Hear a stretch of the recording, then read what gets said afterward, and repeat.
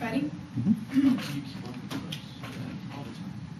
Debate is about the liberation of the oppressed. The point of the narrative is not that they result in political action. Rather, our Kim evidence says that they create individual and collective empowerment through raising consciousness. This is the only value to our affirmative. The type of debate that happens, there is no post-round impact. We are real-world in-round discursive educational impact. The whole point of debate is what kind of debate we should have about domestic violence. Our answer is that we need a debate that celebrates the specific experiences of women's loss of empowerment to build collective consciousness about the issues. This is the reason why they say that their form of debate is a prerequisite to the ballot. But we'll say that the issue about how we should debate about rape comes before, and that we answer that by saying that we need to include narratives that are marginalized within the context of their framework. Their form of debate is to reduce it to a question of Congress versus courts, and we can never talk about women, which is the reason why the Brazoncolas rape was never referenced in the Morrison decision. Banking system of education, like their framework, co-ops narratives where we only focus on policy. Think of this as a bank account where the only thing that matters is the money that is put in it. The only parts of the banker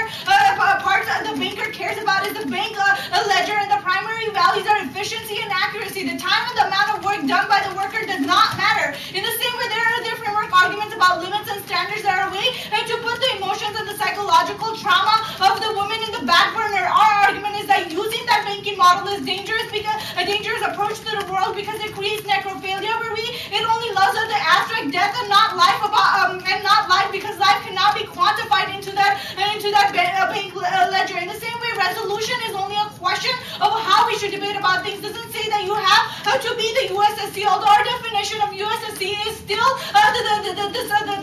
the symbol of power, which we all play a role in creating. We cannot change legislation or material condition or build movements. The only thing you can evaluate is the education. They haven't told you why our form of education and consciousness raising is bad. When we give you specific reasons to always include the state in every discussion is dangerous, because you exclude people such as undocumented women who due to cultural burdens who do not go to states such as Yamuna and Tara. Hence, in their world, we become the politicians who don't have to come to grips with the situation in which an Indian woman can't leave her abusive husband because of her religious and familiar vows. Why a woman does not feel sexually desirable. Why a woman who is undocumented can't go to court. This is our Kim evidence, and they also agree that in our framework, 1 out of 300 people will become the legislator, but in ours, we offer you a way of understanding others better. Also, this does not stop from mobilizing shelters and people like in the 1EC who can help people like us without the federal fear of deportation. Their Hendricks evidence is a warrant to vote for us. Their claim to say that we must always use the legal language and identity is a worst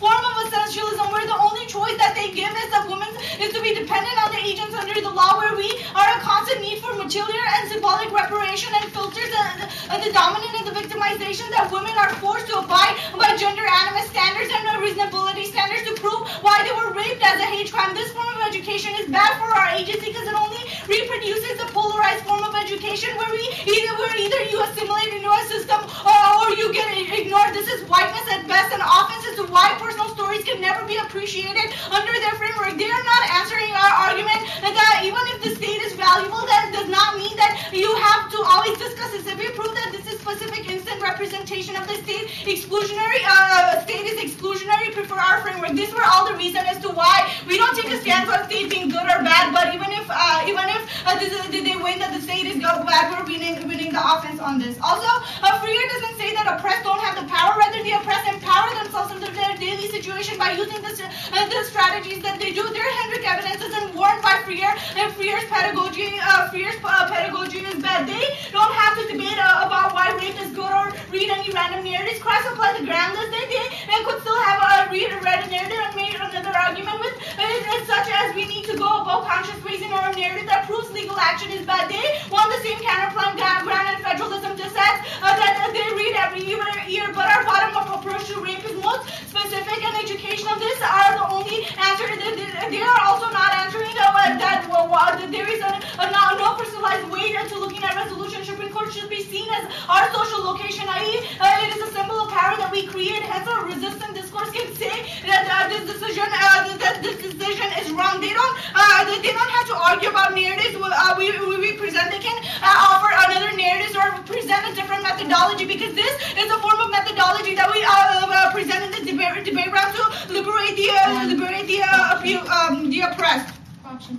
Also, the narratives get co-opted within this round, and even if they win and that we're going to be co-opted, we can't get co-opted within this round. You're not going to go out and co-opt us. We don't claim any activism outside of this debate round. They talk about freer being counterproductive, but it turns and links more to their framework because they exclude those people. Also, role-playing, they assume that we can find empowerment within their agency, and we can role-play the oppressor to understand our oppression. This is the same way they'll tell us that you need to role-play Hitler because we need to understand why Hitler oppressed people. That is the reason why you need to go down on their framework. Their framework also co-opts narratives because it creates that banking education and puts the narratives in the back burner. Suicide debate means gut predictability, because you can still, because if we do this on the negative, they would still have to research this on that, and that is not a reason to vote against us. Their emotional hijacking argument just assumes that we attack each other, but that is not true if we win our framework.